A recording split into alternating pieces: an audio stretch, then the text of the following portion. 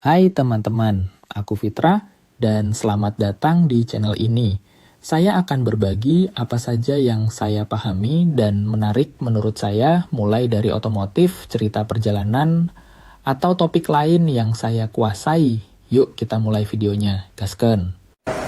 Sudah, ya. Halo teman-teman, selamat datang kembali di channel Tix. Seperti biasa, saya Tuan Hoang di sini dan di samping saya ini adalah VinFast VF3 warna Urban Mint. Saya tidak tahu apakah bahasa Inggrisnya benar, tapi ini adalah tipe warna biru itu. Warna biru ini sangat digemari oleh banyak teman-teman pada periode penerimaan mobil kemarin. Saat ini, pemilik mobil sedang membongkar seluruh mobil ini untuk meneliti dan meningkatkan beberapa komponen, agar nantinya teman-teman bisa menjadikan referensi dan memutuskan sendiri apakah ingin melakukan upgrade serupa atau tidak. Jadi, untuk memodifikasi sebuah mobil, pertama-tama teman-teman harus memahami seluruh sistem yang ada di mobil, melihat bagaimana cara kerjanya, dan mengetahui bagian mana yang bisa kita intervensi, serta mempengaruhi tanpa mengganggu sistem lain dan tetap menjaga performa mobil. Hal pertama yang harus dilakukan adalah mempelajari prinsip kerja dari semua komponen yang ada di mobil. Jadi, dalam video ini saya akan membagikan semua pengetahuan saya tentang mobil ini kepada kalian ya. Kita akan mulai dengan mempelajari bagian depan mobil dulu teman-teman. Jadi, kita akan mulai dari kiri ke kanan supaya lebih mudah dan tidak ada yang terlewat. Hal pertama yang kalian lihat, bagi yang masih baru, ini adalah kotak sekring. Kotak sekring pada mobil ini, semua sistem kelistrikan dan berbagai kontrol akan melalui kotak sekring ini. Di dalam sini kalian akan melihatnya. Sama seperti sistem kelistrikan di rumah, jika kalian melihat ada komponen yang tidak berfungsi, hal pertama yang harus kalian lakukan adalah memeriksa kotak sekring, lihat apakah ada sekring yang putus atau terbakar. Jadi itu adalah hal pertama yang harus kalian lakukan ya teman-teman. Itu yang perlu kalian perhatikan di sini. Khususnya di bagian ini saya menemukan bahwa ada juga sekring untuk sistem ABS. Lihat, sebuah mobil yang sangat kecil saja sudah dilengkapi dengan sistem anti-lock braking system ABS. Itu membuktikan bahwa Vin benar-benar peduli terhadap keselamatan pelanggan mereka. Selanjutnya adalah VCU. Ini adalah otak utama dari mobil listrik dan akan menerima semua informasi dari sensor berbagai modul yang mengatur setiap bagian di mobil untuk mengirimkan sinyal ke VCU dan kemudian mengeluarkan sinyal agar mobil menjalankan berbagai fungsi seperti pada posisi pedal gas. Kalian bisa menginjak gas sejauh mana, maka mobil akan mengalirkan energi sesuai itu. Semua itu dikendalikan oleh alat ini, teman-teman. Kira-kira seperti itu, begitu. Lalu berikutnya ini adalah tabung minyak rem. Minyak rem ini menggunakan DOT4. Nah, ini juga perlu kalian perhatikan ya. Ini adalah tabung udara. Selanjutnya ini adalah bahkan electronic vaporizer pump assembly. Ini adalah apa ya? Ini adalah pompa vakum ya. Pompa vakum untuk tabung udara ini. Nah, ini adalah modul ABS mobil ini. Oke, selanjutnya di bawah itu ada akai yang akan menyediakan sumber daya 12 volt, komponen penyimpanan untuk menyalakan mobil dan lain-lain, serta menyuplai perangkat-perangkat 12 volt di mobil. Itu adalah aki ini.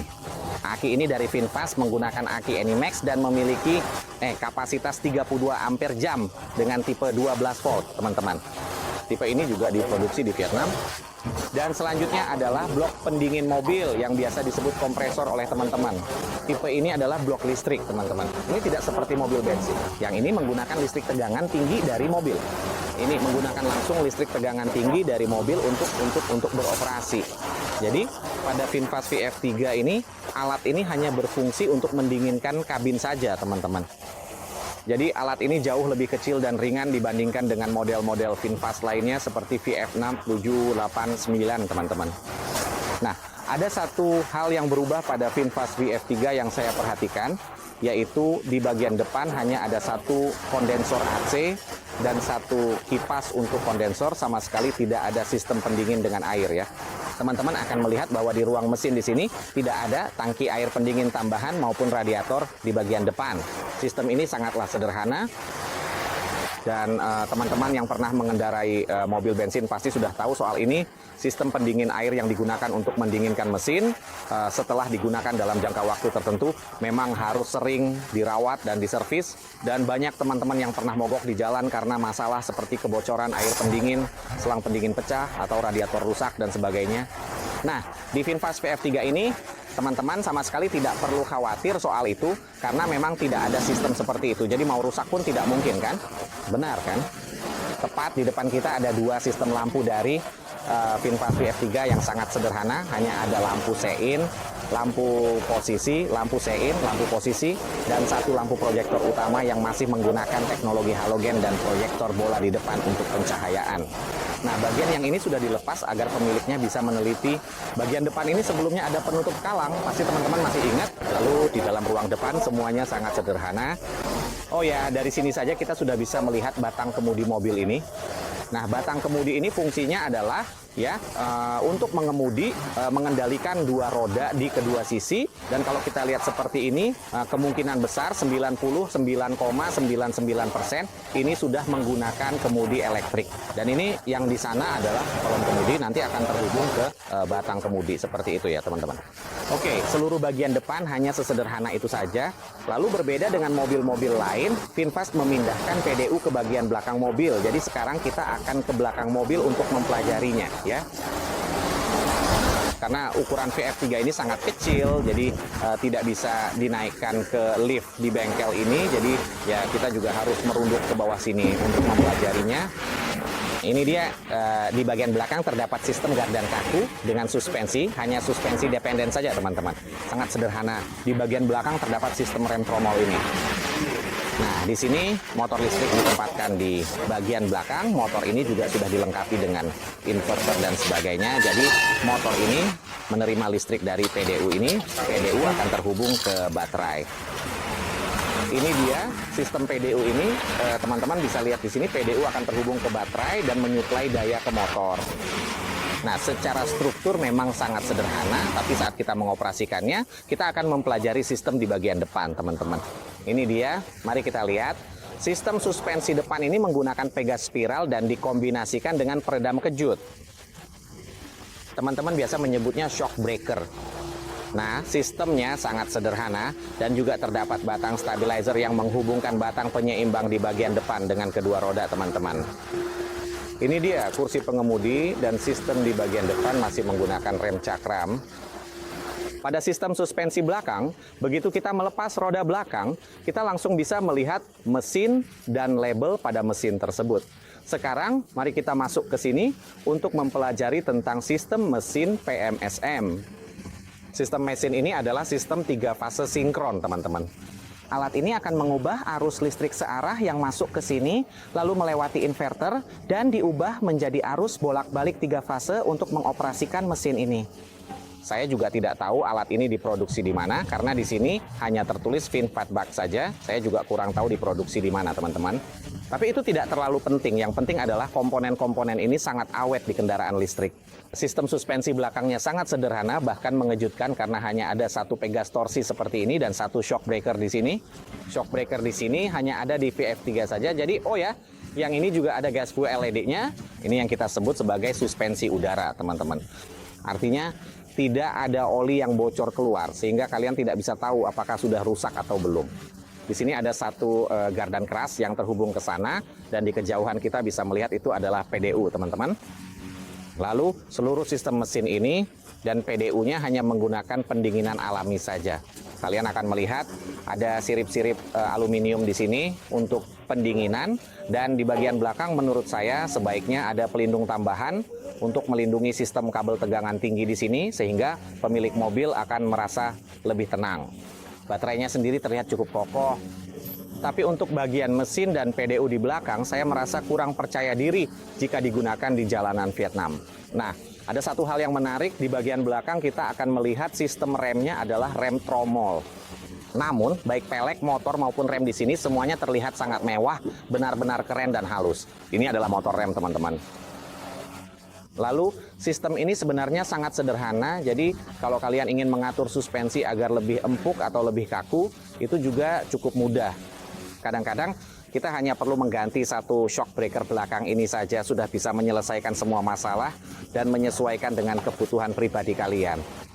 Dan di sini adalah velg yang sudah dilepas dari VF3. Jadi kalian bisa lihat ini adalah velg besi yang cukup ringan juga.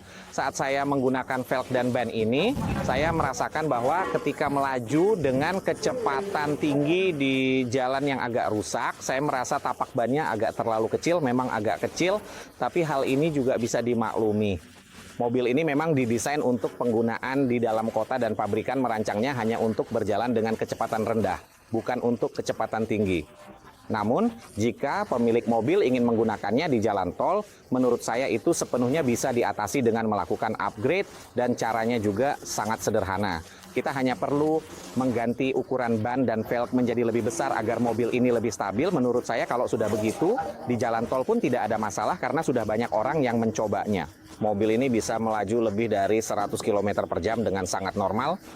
Nah, ukuran ban yang bisa dipertimbangkan untuk dinaikkan adalah 205 agar permukaan ban yang menempel di jalan menjadi lebih lebar, teman-teman. Lalu, untuk velg, teman-teman bisa naikkan ke ukuran 17. Tapi yang paling penting saat memilih velg dan ban adalah teman-teman harus memastikan ukuran lubang tengahnya dan hal-hal lainnya. Sepertinya jarak dari lubang tengah ke lubang tengah ini adalah 100. Yaitu 10 cm ya teman-teman. Dan polanya adalah 4 kali 100 teman-teman. Jadi menurut saya mobil ini sebaiknya digunakan untuk perjalanan yang lebih pendek saja. Jadi kalau kita upgrade velg dan ban ke ukuran yang lebih besar, mungkin itu akan sedikit mempengaruhi jarak tempuh, tapi sebagai gantinya kita mendapatkan keamanan dan saat melaju dengan kecepatan tinggi akan terasa lebih tenang. Satu lagi yang pabrikan sembunyikan dengan sangat rapi dan tadi saya sempat lewatkan, yaitu tangki air untuk pembersih kaca. Mereka menyembunyikannya persis di dekat dinding bagian luar ini, teman-teman. Ini dia lubang untuk mengisi air pembersih kaca ada di sini, seperti yang kalian lihat, tepat di luar kap mesin. Sedangkan tangki airnya sendiri disembunyikan jauh di dalam. Nah, lihat kan, meskipun ruang di bagian depan sangat luas, mereka tetap menyembunyikan tangki air pembersih kaca jauh di dalam sini, teman-teman. Untuk sistem kontrol di dalam mobil, kalian bisa lihat di bagian pintu kalian akan menemukan, oh ya, sistem mekanisme untuk menaik turunkan kaca jendela. Sistem berbentuk huruf H ini, lalu ada motor untuk menaikkan kaca, dan sebuah speaker yang terlihat kecil dan imut saja. Sistem 2 speaker pada VinFast VF9. Di bawah posisi pengemudi kita, terdapat satu pedal gas dan satu pedal rem, teman-teman. Ini sudah menggunakan pedal gas elektronik, guys. Sistem kolom kemudi ini, lalu sistem kabel-kabel listrik yang mengendalikan kolom setir, semuanya berjalan sepanjang mobil. Di sini kita bisa lihat sistem sabuk pengaman, ya. Sabuk pengaman terpasang ke bodi mobil. Selanjutnya kita akan melihat ke sisi penumpang. Mari kita lihat ada apa di sana. Lalu di sisi penumpang mobil, tepat di bagian kaki ini kita akan melihat ada sebuah ventilasi udara yang mengalirkan udara ke kaki, udara dari AC diarahkan ke kaki. Yang kedua ada hal yang sangat penting yaitu BCM. Alat ini berfungsi untuk mengendalikan sistem lampu, sistem kaca spion, sistem naik turun kaca, lampu penerangan, dan lampu interior di dalam mobil, teman-teman. Jadi jika kalian mengalami masalah tidak bisa menaikkan atau menurunkan kaca, bisa jadi perlu memeriksa alat ini. Sangat mungkin alat ini sedang rusak atau sekringnya putus, teman-teman.